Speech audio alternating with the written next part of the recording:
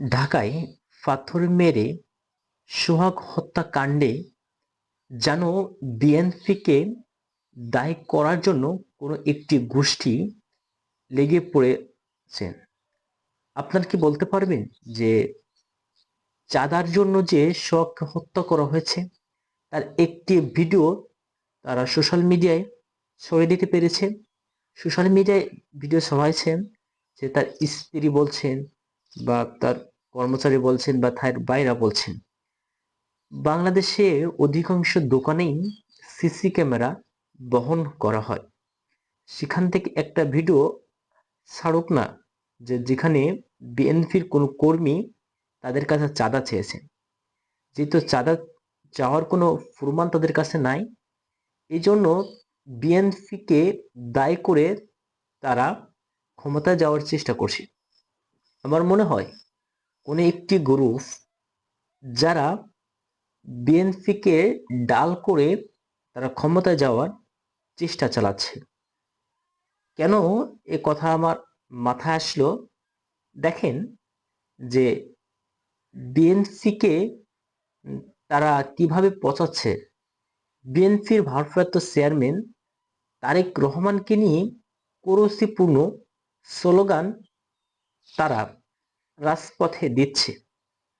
প্রশ্ন আমার ও সকল সুশীল সমাজের প্রতি যে আপনারা যে তারেক জিয়াকে নিয়ে কুরুচিপূর্ণ বক্তব্যগুলো দিচ্ছেন এবং বিএনপির নামকে মানুষের কাছে একটা অপপ্রচার করছেন, তাহলে আপনাদের প্রয়োজন ছিল যে এর পেছনে সরাসরি বিএনপির কোনো দায়ভার রয়েছে।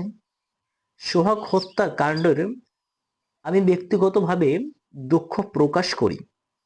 তবে কি কারণ তাকে হত্যা করা হয়েছে, কেন হত্যা করা হয়েছে, এর পিছনে বিএনপির হাত আছে কিনা এটা অবশ্যই আপনাদের দেখার প্রয়োজন ছিল। কিন্তু না দেখায় আপনারা এমন টাইটেল ব্যবহার করলেন যে যেখানে লিখছেন যে চাঁদা না দেওয়ার কারণে ব্যবসায়ীকে হত্যা করা হয়েছে। আসলে ঘটনাটা কি এমন ঘটছে কিনা এটা কি জাতির সামনে কি আপনারা প্রমাণ করতে পেরেছেন, বা জাতিকে কি এটা স্পষ্টভাবে আপনারা জানিয়েছেন, নাকি আপনাদের মন গড়া টাইটেল দিয়ে, মন গড়া থাম্বনেল দিয়ে সোহাগ হত্যাকাণ্ডই বিএনপিকে দায় করে আপনারা ক্ষমতায় যেতে চাচ্ছেন? এটা অবশ্যই ক্লিয়ার করবেন। এবং আমরা দেখতে পাচ্ছি বাংলাদেশের বিভিন্ন স্থানে যে মানুষের রক কেটে হত্যা করা হচ্ছে, গুলি করে হত্যা করা হচ্ছে, মসজিদের ইমামকে মাসালা একটি তর্কর কারণে তাকে মেরে আহত করা হচ্ছে। এই সমস্ত ভিডিওগুলো কেন আপনারা সোশ্যাল মিডিয়া ছড়ান না? নাকি এগুলোর সঙ্গে আপনাদের একটা সংঘর্ষ আছে বা সম্পর্ক আছে?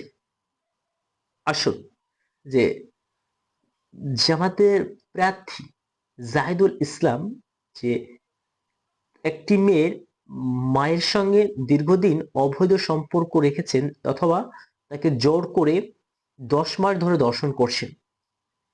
মা অসুস্থ থাকার কারণে 7 বছরের শিশুকে দর্শন করে হত্যা করেছেন।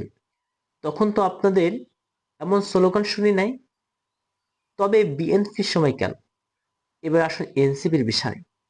এনসিপির নেতারা যে বিভিন্ন জায়গায় তারা চাঁদাবাজি করছে, 1200 কোটি টাকা তারা এই ফেনী বন্যার ক্ষেত্রে তারা মেরে খেয়েছেন। সেই সময় তো আপনারা কোনো কথা বলেন নাই। উপদেষ্টা আসিফ মাহমুদ যে ম্যাগনিস নিয়ে এয়ারপোর্টে ধরা পড়লো, তখন তো আপনাদের কোনো কথা বলেন নাই। শুধু বিএনপির বেলায় কেন কথা? বিএনপির বেলায় কথা বলার কারণ হলো যে আপনারা চান যে বিএনপির একটা খারাপ দিক মানুষের কাছে ছড়িয়ে পড়ুক। এই দিকটাকে হাতিয়ার করে আপনারা আগামীতে ক্ষমতা আসতে চাচ্ছেন। তবে যেহেতু আপনার ইসলামিক দল করে, আমি বলতে চাই ইসলামকে সমর্থন করে যে কাউকে মিথ্যা অপবাদ দিয়ে কাউকে ছোট করে ক্ষমতায় যাওয়া। ক্ষমতায় যেতে হলে মানুষের ভালোবাসা নিয়ে এবং মানুষের নেতৃত্ব নিয়ে আপনাকে ক্ষমতায় যেতে হবে। তাহলেই নাকি আপনারা সঠিক ইসলাম প্রচার করতে পারবেন। ভিডিওটা ভালো লাগলে ইউটিউব চ্যানেলটাকে সাবস্ক্রাইব করবেন এবং পেজটা ফলো করবেন। যারা ফেসবুক থেকে দেখছেন, আমার ইউটিউব চ্যানেল লিংক প্রথম কমেন্টে দেওয়ার চেষ্টা করব।